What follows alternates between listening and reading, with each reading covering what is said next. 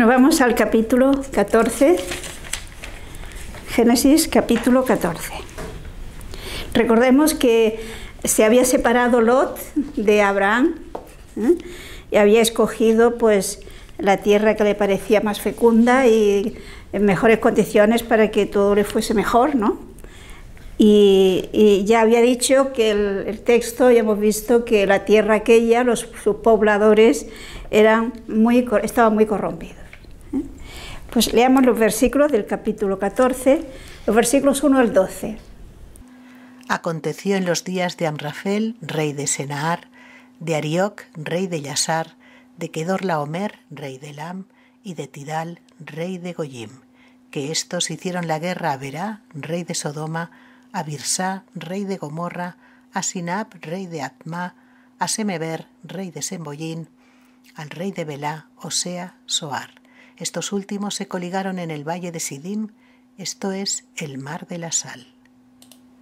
12 años habían servido a Kedorlaomer, pero el año 13 se rebelaron.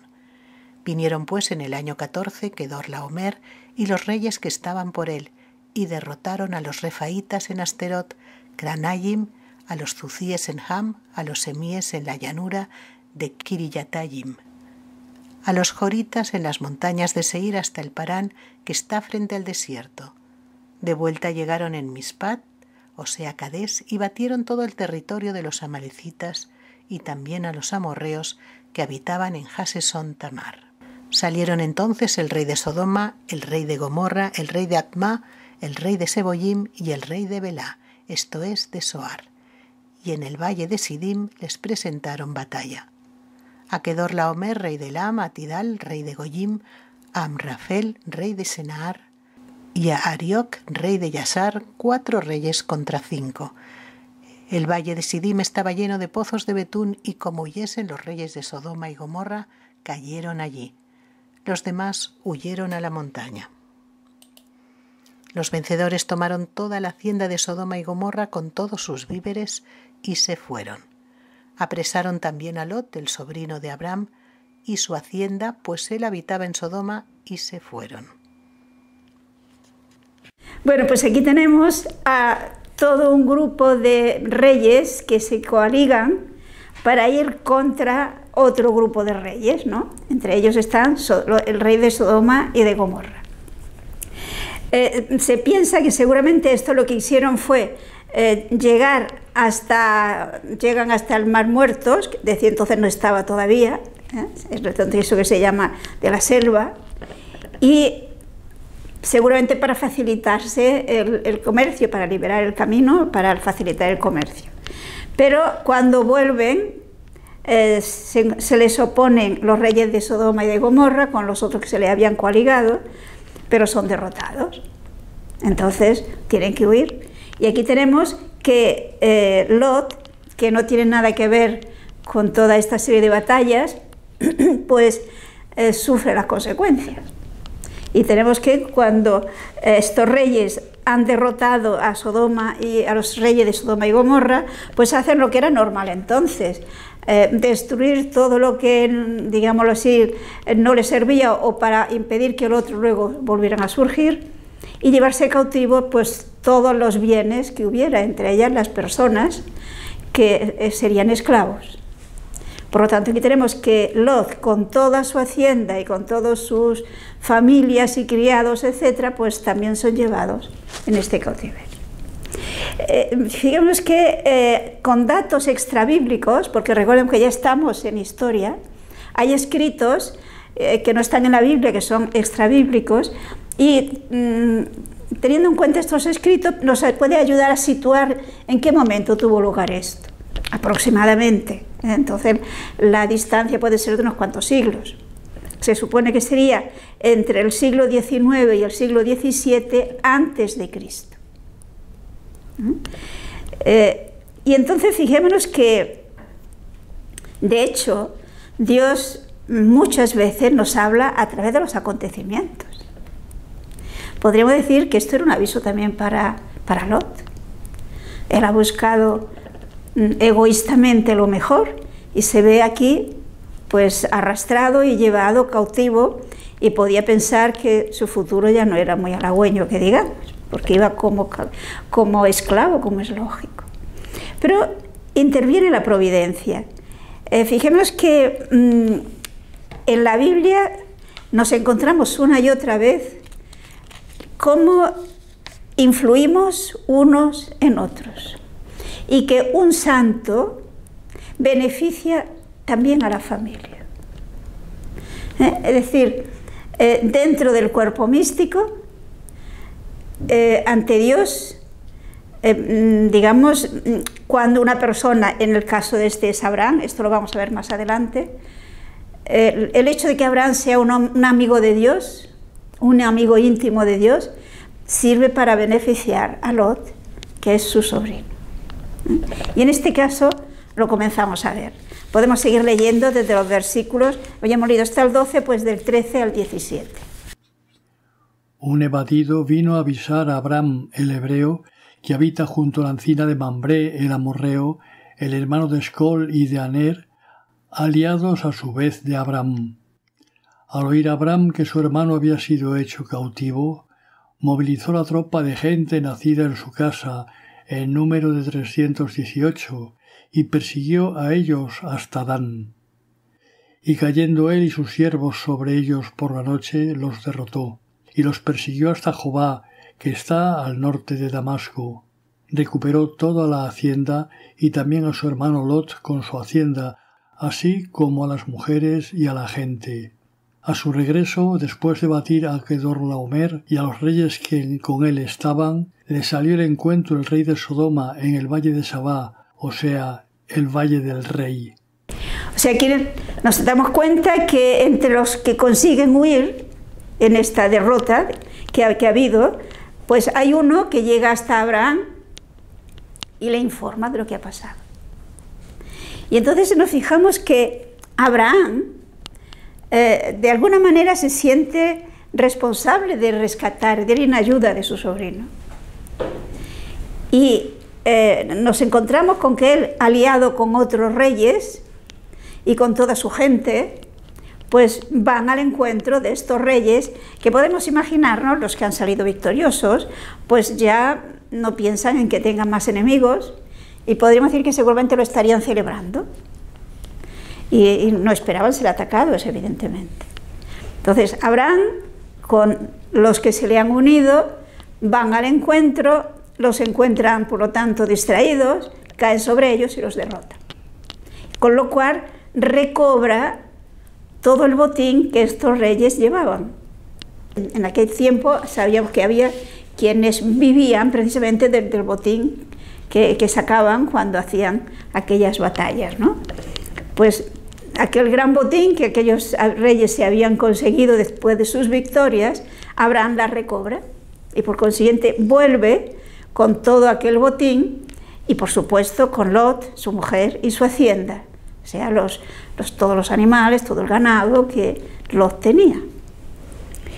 Y nos dice que cuando vuelve, los reyes de Sodoma y Gomorra le salen al encuentro.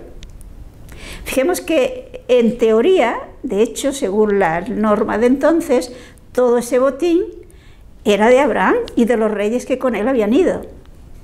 Pero aquí vemos el contraste entre Abraham y Lot. Vamos a seguir leyendo, desde el versículo 18 al 20.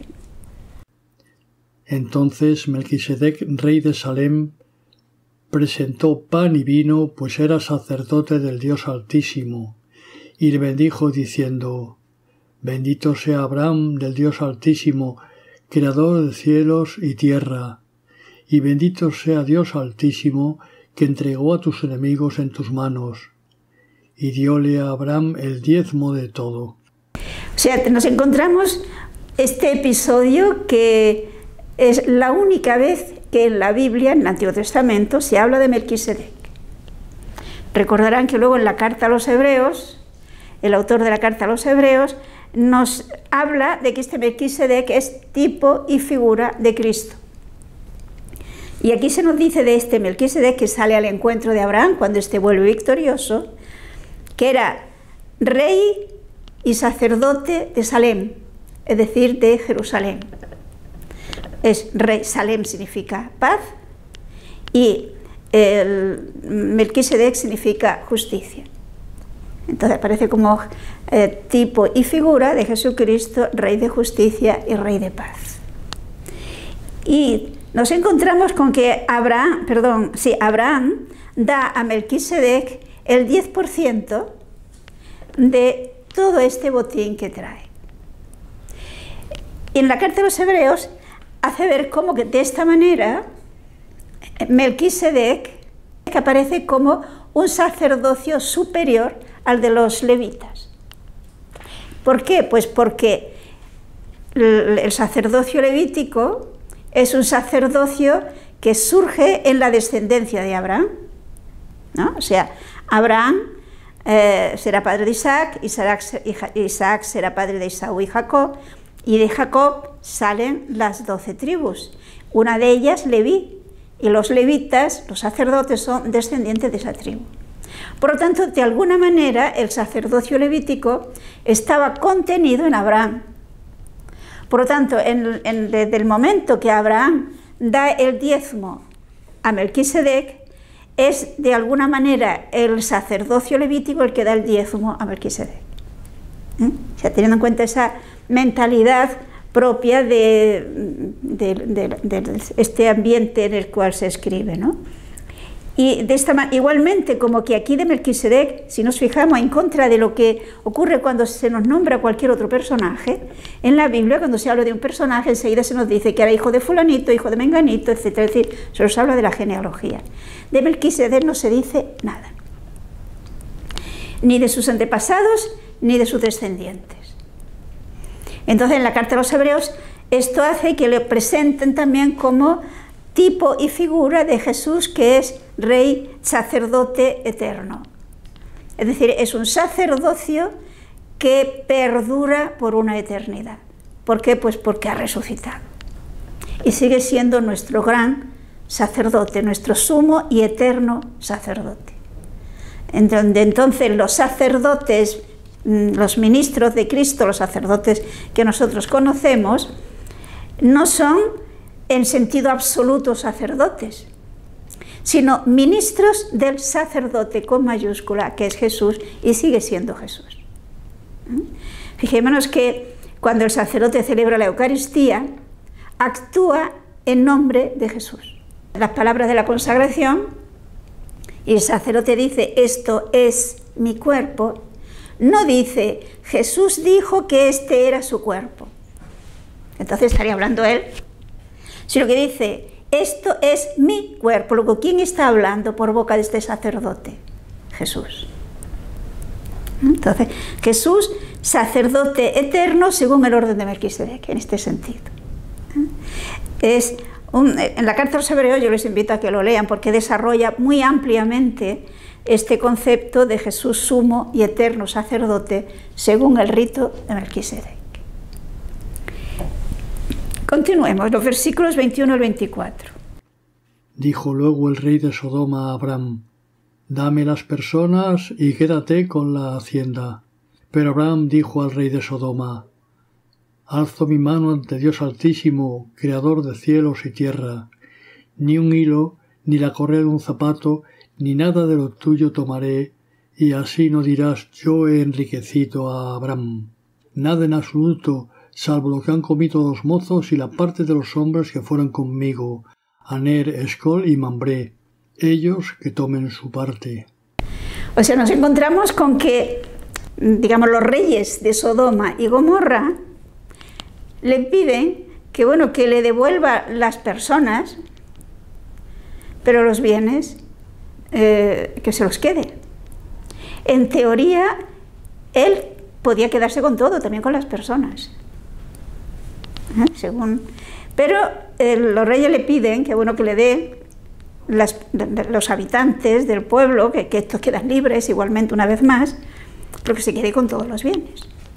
Y fijémonos el desprendimiento de Abraham como contraste con los que buscan lo mejor y busca enriquecerse.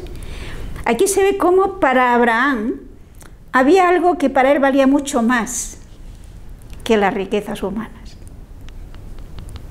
que era su seguridad, su fe, su adhesión a Dios. La seguridad de que Dios es su bienhechor y por lo tanto teniendo a Dios nada le falta, que yo dice Santa Teresa, quien a Dios tiene nada le falta. Y el valor supremo para él es Dios. Y por lo tanto no quiere que digan que estos reyes enriquecieron a Abraham. No, quien le da la riqueza es Dios. Y por lo tanto dice que él no se quedará con nada, dice ni con la correa de un zapato. O sea, nada. Solo eso sí, los reyes que le acompañan, si no renuncian, tienen derecho a que les toque su parte. Pero él personalmente no se queda con nada de este botín que él había conseguido. Y si nos fijamos en todo el contexto, en ningún momento se dice que Lot diera gracias a su tío. Ni eso. Es la actitud propia de los egoístas y de las egoístas, claro, que piensan que todo tienen derecho a todos los beneficios. Se les debe todo tipo de dones y de regalos y de beneficios, ¿no? Pero, por lo tanto, no sienten necesidad de dar gracias. Bien, otra cosa que no he comentado antes, que se nos había dicho en lo relativo a Melquisedec, es que si se fijan, se nos dice que Melquisedec sacó pan y vino, como sacerdote del Dios Altísimo. Digamos, en la liturgia cristiana y en la religión cristiana se ha visto aquí como un símbolo de la Eucaristía. Pero es posible que la intención no fuera propiamente esta, sino que es un banquete, podríamos decir, una comida como acción de gracias. Claro que tenía un sentido de agradecer a Dios, pero quizás propiamente la intención de Melquisedec no fuera ofrecer un sacrificio, sino una fiesta, una celebración, un agradecer a Dios. Pero ciertamente aparece como tipo y figura de la Eucaristía, que es precisamente la acción de gracias suprema que damos a Dios. Eucaristía significa esto, acción de gracias. Bueno, y entonces vamos al capítulo 15. Podemos leer del 1 al 3. Después de estos sucesos fue dirigida la palabra de Yahvé a Abraham en visión en estos términos: No temas, Abraham, yo soy para ti un escudo, tu premio será muy grande. Dijo Abraham: Mi señor Yahvé, ¿qué me vas a dar si me voy sin hijos? Dijo Abraham: He aquí que no me has dado descendencia, y un criado de mi casa me va a heredar. O sea, nos encontramos pues con que, una vez más nos encontramos con esa relación de diálogo, de confianza entre Abraham y Dios. Y que siempre, si nos fijamos, la iniciativa es parte de Dios. Y Dios se le manifiesta a Abraham, y fijémonos la afirmación que es muy frecuente, este pensamiento es muy frecuente en la Biblia: no temas, Abraham. Es decir, es una invitación que la encontramos muchas veces en la Biblia para indicarnos que ante Dios no debemos tener miedo. Que Él es, como dice aquí, yo soy tu escudo, yo soy tu recompensa. Lo que nos dirá San Juan es que Dios es amor. Por lo tanto, Dios nos pide que nos confiemos a Él, que no vayamos en nuestra vida cristiana con miedo, porque es Él el que nos ama, el que nos apoya, el que nos protege, el que nos consuela, digámoslo así.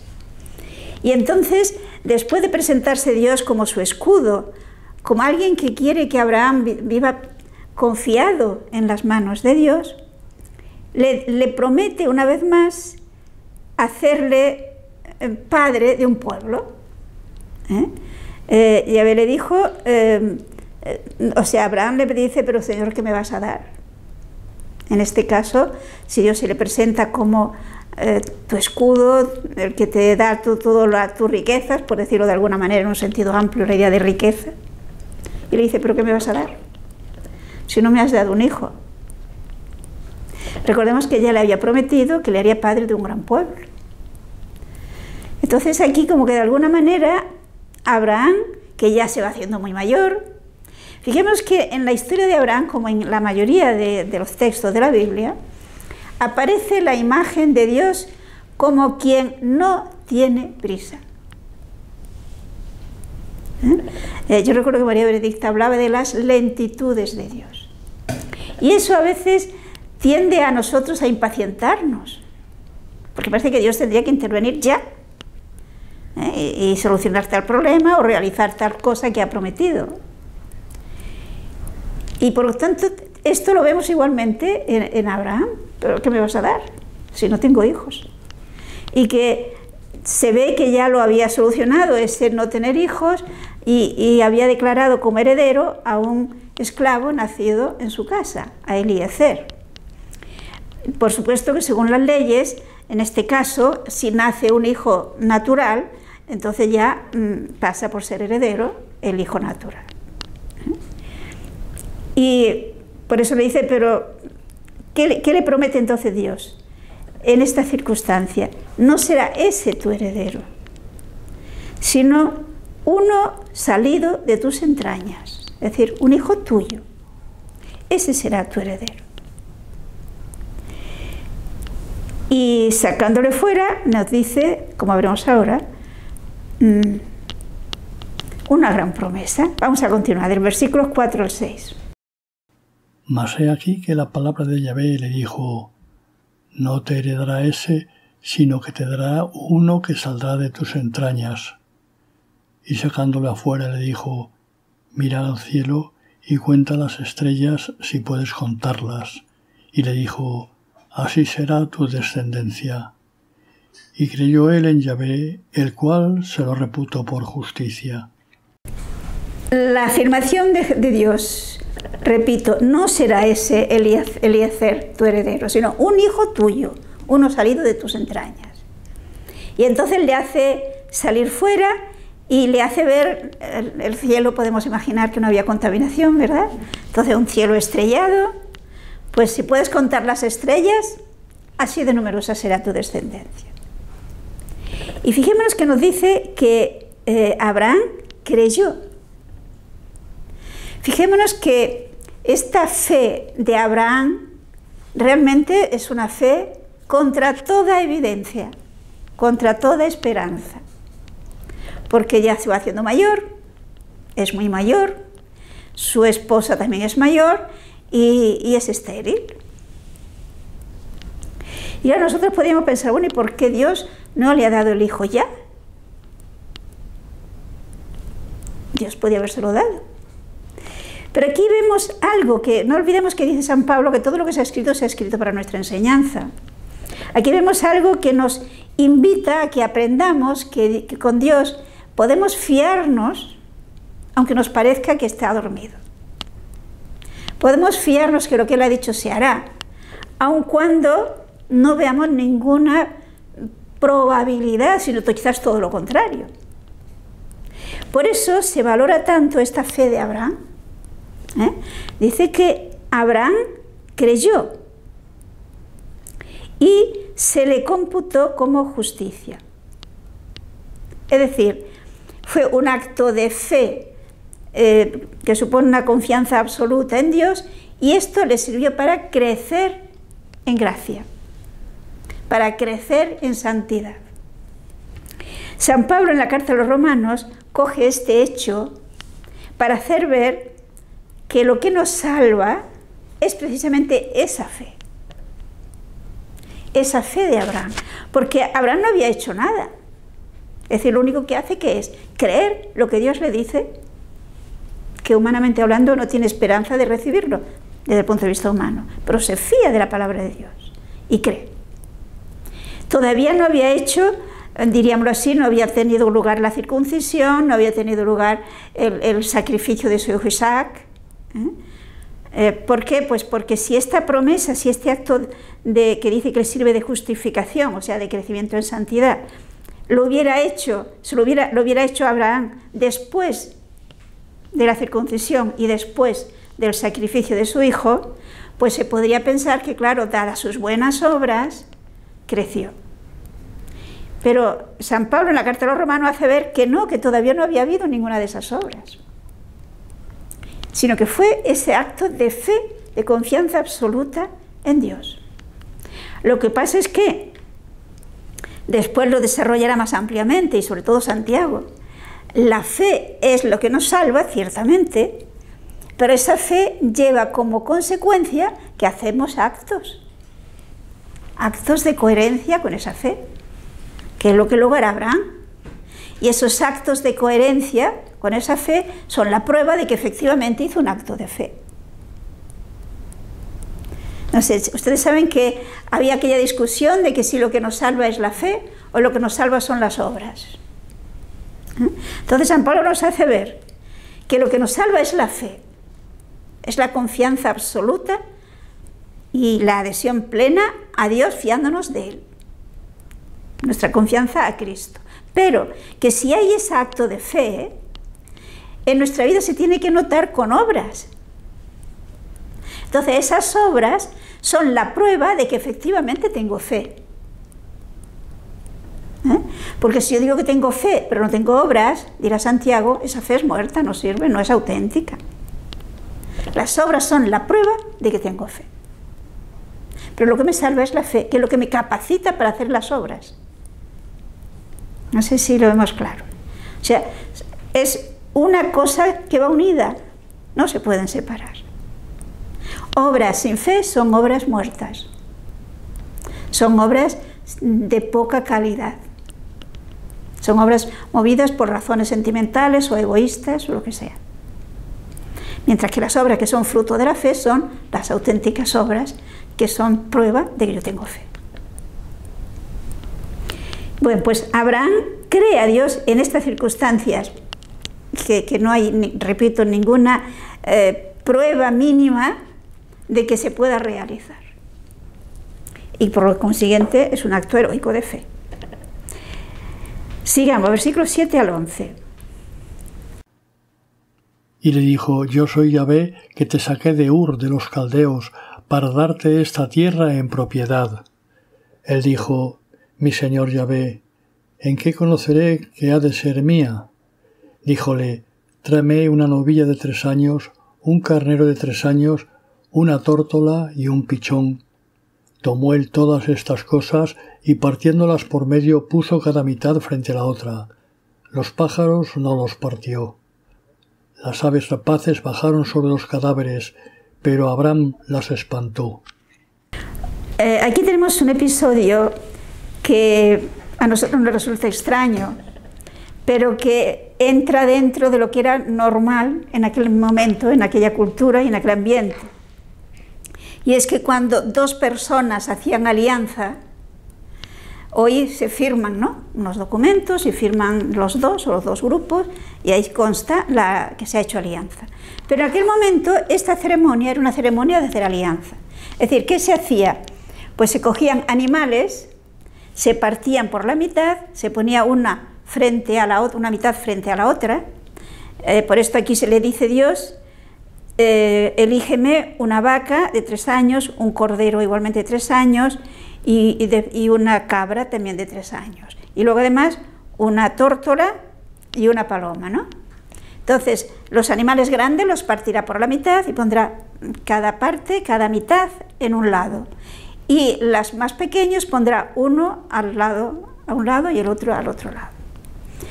Cuando se hacían ese tipo de alianza, entonces los que hacían la alianza pasaban por medio de estos animales así separados, diciendo que se hiciera con ellos lo que se había hecho con aquellos animales si no se cumplía lo que habían prometido. Es una manera solemne, que se hacía delante de los demás, ¿no?, de que realmente se habían comprometido seriamente a aquello, lo que fuera, ¿no? Entonces aquí Abraham le pregunta: ¿y cómo lo sé? Por decirlo así, ¿dónde tengo yo el documento? Diríamos nosotros ahora, ¿no? Entonces Dios le dice, fijémonos cómo Dios entra en hablar su lengua, sus costumbres. Entonces Dios va a hacer alianza con Abraham como hacían los hombres en su tiempo. Por eso le dice que coja esos animales, que los parta por medio. Fijémonos que no es un sacrificio que se ofrece a Dios, porque esos animales no se van a comer ni se van a quemar, luego se van a enterrar. Porque no es un sacrificio, es un rito de hacer pacto entre Yahvé y Abraham. Y fijémonos que la iniciativa parte de Dios. Es Dios el que quiere hacer alianza con Abraham. Entonces Abraham obedece, separa estos animales y espera. Dios ha de pasar por medio, podríamos decir, ¿no?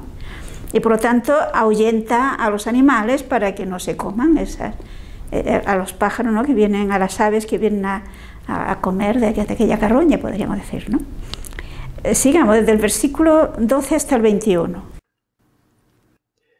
Y sucedió que estando ya el sol para ponerse, cayó sobre Abraham un sopor y de pronto le invadió un gran sobresalto. Yahvé dijo a Abraham: has de saber que tus descendientes serán forasteros en tierra extraña. Los esclavizarán y oprimirán durante 400 años. Pero yo a mi vez juzgaré a la nación a quien sirvan, y luego saldrán con gran hacienda. Tú, en tanto, vendrás en paz con tus padres, serás sepultado en buena ancianidad. Y a la 4ª generación volverán ellos acá, porque hasta entonces no se habrá colmado la maldad de los amorreos. Y puesto ya el sol, surgió en medio de densas tinieblas un horno humeante y una antorcha de fuego que pasó entre aquellos animales partidos. Aquel día firmó Yahvé una alianza con Abraham, diciendo: a tu descendencia he dado esta tierra, desde el río de Egipto hasta el río grande, el río Éufrates. Los kenitas, kenicitas, cadmonitas, hititas, pericitas, refaitas, amorreos, cananeos, girgasitas y jebuseos. O sea, fijémonos que realmente es emocionante este relato. Se nos habla de que están rato, están horas, seguramente, estos animales así, ¿no? Y cuando ya está para ponerse el sol, Abraham tiene una experiencia mística, podríamos decir. Y entonces Dios le manifiesta, le ha prometido darle en posesión aquella tierra, le manifiesta que no será eso, no será de inmediato, sino que su descendencia irá a otra tierra, ¿no dice? Has de saber que tu descendencia será extranjera en una tierra, no suya. Tiempo en que están en Egipto. Y allí acabarán en servidumbre y la oprimirán. Y esa estancia durará 400 años. Pero luego Dios juzgará a ese pueblo que ha oprimido a descendientes de Abraham y saldrán con mucha hacienda. Pero él no verá esa tierra, la posesión de esa tierra. Será su descendencia.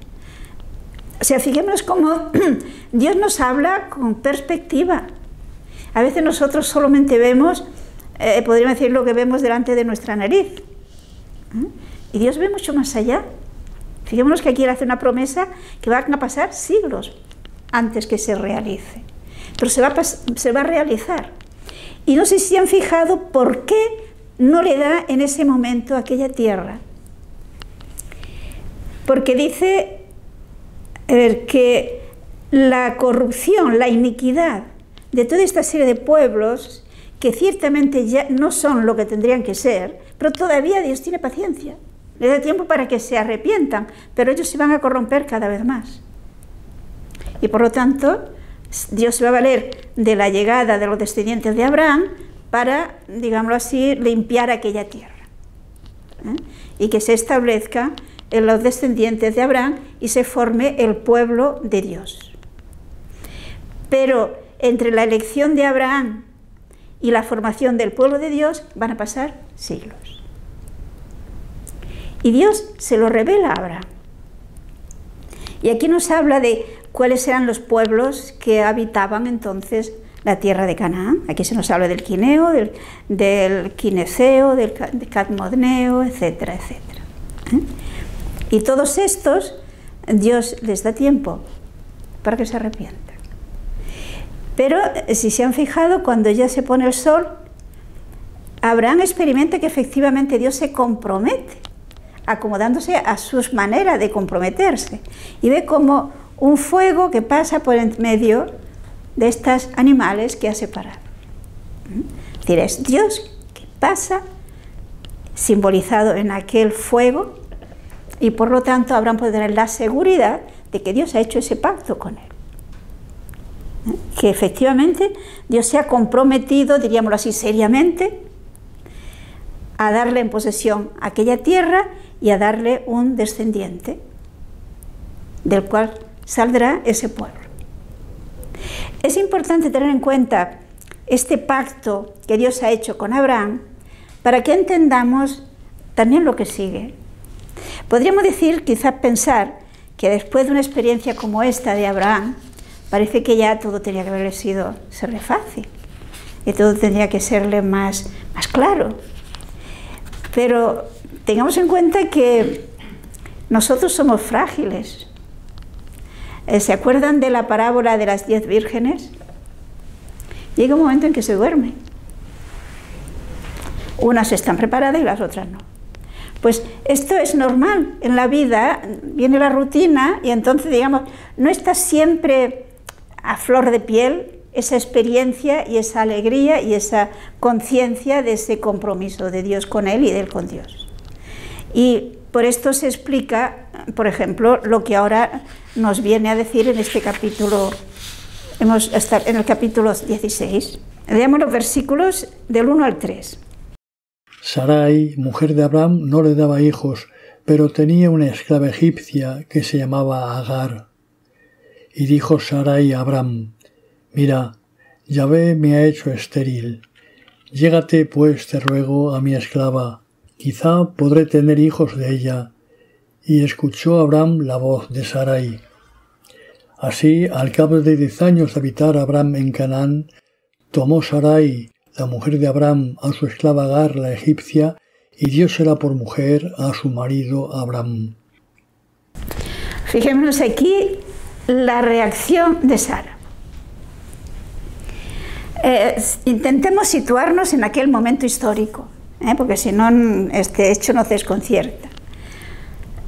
Y por una parte tenemos con que Dios le ha prometido a Abraham darle un hijo natural, que él lo ha creído, pero pasan los años, y no se ve que pueda ser, y cada vez más difícil que sea, porque ella cada vez es más mayor y Abraham también es cada vez más mayor. Y entonces a Sara se le ocurre esta idea peregrina, que en aquel momento no era ningún disparate. Digamos que legalmente era legal. ¿Por qué? Pues porque los esclavos y las esclavas se consideraban propiedad. Y en este caso, fijémonos que Agar es una esclava personal de Sara. No es una esclava del matrimonio, diríamoslo así. Seguramente fue uno de los regalos que el faraón le dio a Sara, porque se trata de una egipcia. Por lo tanto, como que Agar es esclava personal de Sara, si ella da a Agar como esposa a su esposo Abraham, los hijos de esta esclava pasarían por ser hijos de la señora, porque la esclava es propiedad suya. Esta es la mentalidad. Por esto Sara le dice: mira, Yahvé me ha hecho estéril, entra pues a mi esclava a ver si por ella puedo tener hijos. Yo puedo tener hijos. Pero fijemos que en este caso ni Sara ni Abraham consultan a Dios para saber si es ese el camino por donde Dios quiere darle el hijo. No, les parece razonable y por lo tanto no lo piensan dos veces. Y por lo mismo, pues Agar pasa a ser, digamos así, esposa de Abraham, pero de hecho es Sara, la esposa. Podemos leer versículos del 4 al 6. Llegóse pues él a Agar, la cual concibió, pero luego al verse ella encinta, miraba a su señora con desprecio. Dijo entonces Sarai a Abram: mi agravio recaiga sobre ti, puse mi esclava en tu seno, pero al verse ella encinta me mira con desprecio. Juzgue Yahvé entre nosotros dos. Respondió Abram a Sarai: ahí tienes a tu esclava en tus manos, haz con ella lo que mejor te parezca. Sarai dio en maltratarla y ella huyó de su presencia. O sea, ¿cuáles son? Aquí vemos consecuencias muy humanas. Que Agar, cuando se da cuenta que ella sí queda en estado, queda embarazada, pues desprecia a su señora, desprecia a Sara. Y claro, Sara se siente humillada y por lo tanto discute con Abraham. Es decir, fijémonos cómo el primer efecto es que se pierde la paz. La paz que existía entre Sara y Abraham y de la misma Agar se pierde. Eso no es fruto de Dios, eso es fruto del pecado, del no obrar de acuerdo con una coherencia, no haber consultado primero a Dios. Entonces, cuando Abraham le dice: mira, es tu esclava, lo que quieras, pues Sara castiga a Agar por burlarse de ella, seguramente le golpeó y Agar se escapa.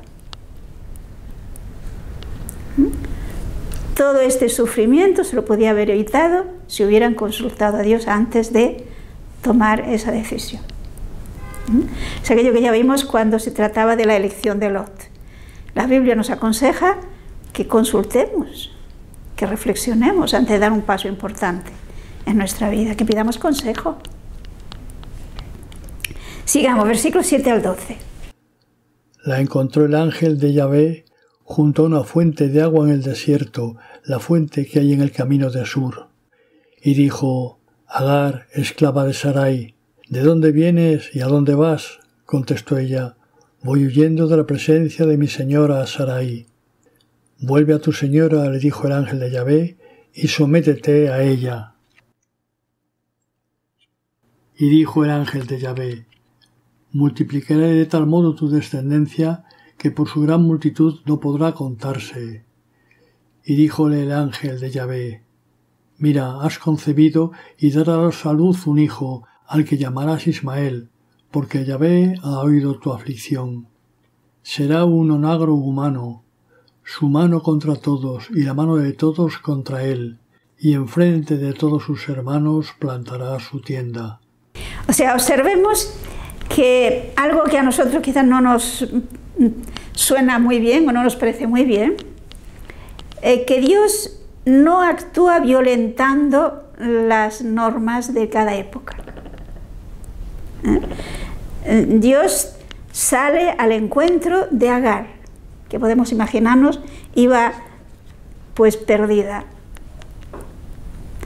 Iba, imaginémonos, una persona joven, que además una mujer que está embarazada y en esta situación.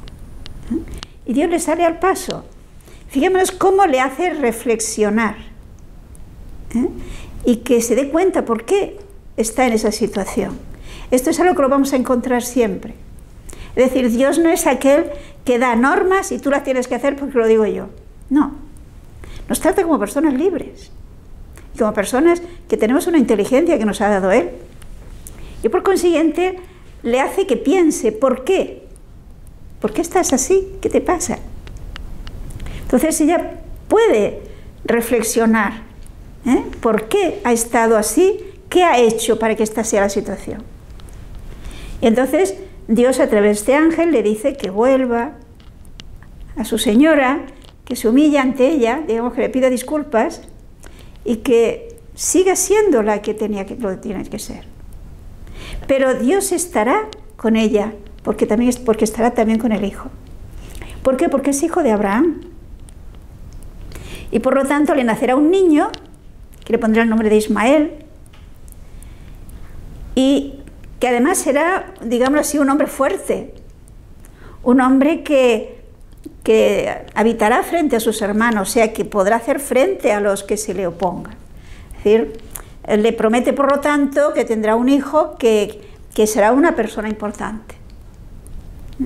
Entonces, terminados el capítulo, efectivamente, Agar vuelve.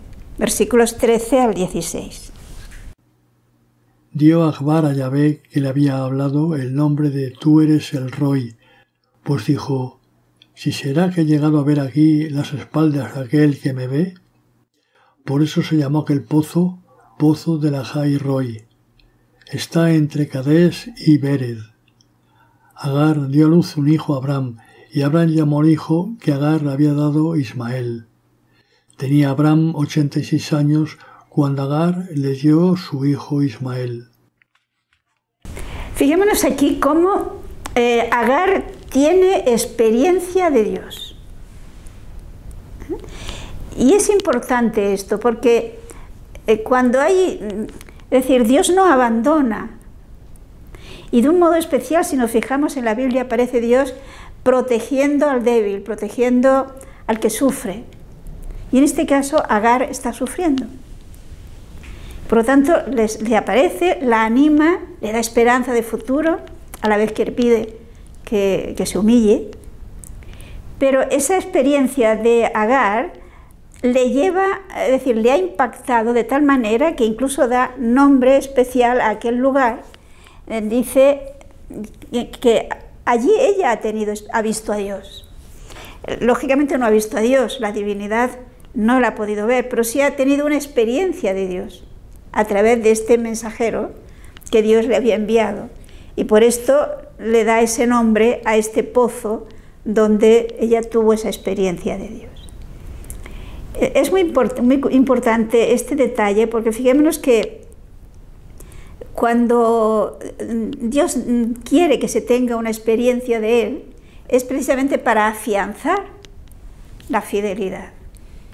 No es simplemente para que en este momento esté contenta y mira qué bien, que Dios me ha manifestado de alguna forma, sino que aquello de servirle para afianzar su fidelidad a Dios. Y es lo que Dios también espera de Agar. De hecho, como veremos, no parece que impactara mucho, es decir, a largo plazo. De hecho, vemos que Agar efectivamente va a casa, vuelve a casa, que se humilla, por lo tanto, nace el hijo Ismael, y nos da el detalle de la edad que tenía Abraham. No tenemos por qué tomarla al pie de la letra, pero quiere decir que ya era muy mayor. Y podemos imaginarnos pues que Abraham pues pensó, ya se ha empezado a cumplir la promesa de Dios. Es mayor y ha nacido un hijo suyo. Dios le había dicho que un hijo salido de sus entrañas sería su heredero. Pues ya lo tiene. Sin embargo, no será el heredero. Y este gesto, este acto de falta de reflexión y de falta de fe que ha tenido Abraham y Sara, pues traerá consecuencias tremendas durante muchos siglos. Y yo diría, hoy todavía continúa. Es decir, es importante que reflexionemos antes de tomar una decisión importante en nuestra vida. Y que vivamos de fe. Porque fijémonos que a veces hacemos separación entre nuestra vida de fe, que se manifiesta en nuestra vida de piedad, de ir a misa, de hacer oración, en fin, de todo lo que se refiere a nuestros actos de relación con Dios directamente, de religión. Y luego el resto de nuestra vida. Pero entonces esa no es una vida de fe. Porque en nuestra vida entonces podemos tomar actitudes y decisiones que no estén en consonancia y de acuerdo con nuestra fe. Y por lo tanto no puede haber armonía en nuestra vida. No hay una auténtica fe. ¿Y las consecuencias cuáles son? Pues una enemistad para toda la vida entre este Ismael y el hijo de la promesa.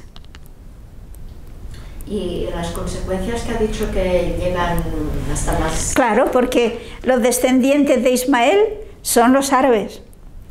Los descendientes de Isaac son los judíos. Y hasta hoy no se entiende. hasta hoy no se acepta.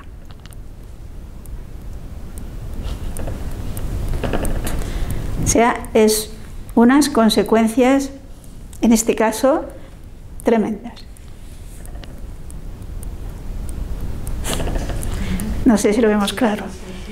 Vamos a terminar, si os parece, ¿no?